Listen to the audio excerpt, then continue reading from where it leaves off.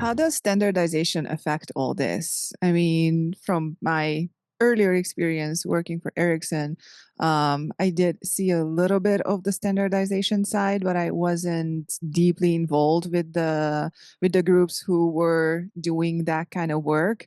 And I know that there are some standards bodies that are completely closed and member based, and there are some others which are a bit more open, and you have more visibility into how they work, what they do. Can you share a little bit about that segment and how it works and how it affects the work that the telecom vendor companies are doing and are able to do? Yeah, it varies a lot depending on which part of the network you look at. So some interfaces and protocols are extremely detailed and quite rigid, and have been chosen to work mainly. So yeah, I've been chosen to work mainly with less specific areas when it comes to using and contributing open source.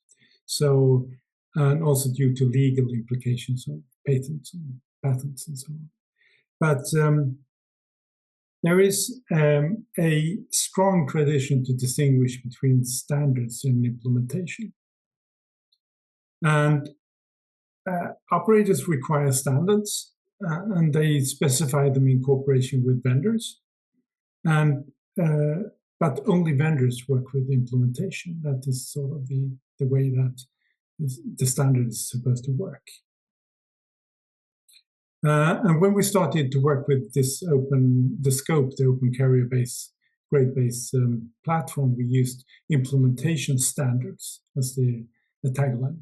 But that was not well received by most of the standards community. They hated that. They wanted to have very crisp standards, and they wanted to say that the implementation is totally up to the vendor. But things have changed. I mean, the old rules don't apply anymore.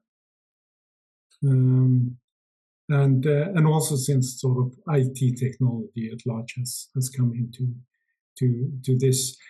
So it depends very much on which part are you sort of in the radio network interfaces and so on. You're very strictly standards based, and that also affects the way you're working within the company. People are sort of the heroes are the system managers who know the standards by heart and know all the details and everything, and they really use that and in those parts of the network, it's mandatory to work with standards.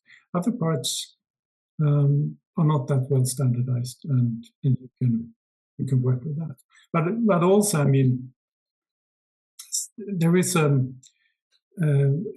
contradiction between standards and innovation, of course, that you were alluding to. I mean, you really want to standardize when a service is well understood and well used, and you don't want to innovate or do anything more with it. Otherwise, you will hamper the innovation, perhaps, if you have the wrong interfaces or the wrong standards. And also, if you can't change that interface very easily, then it's difficult to do innovations.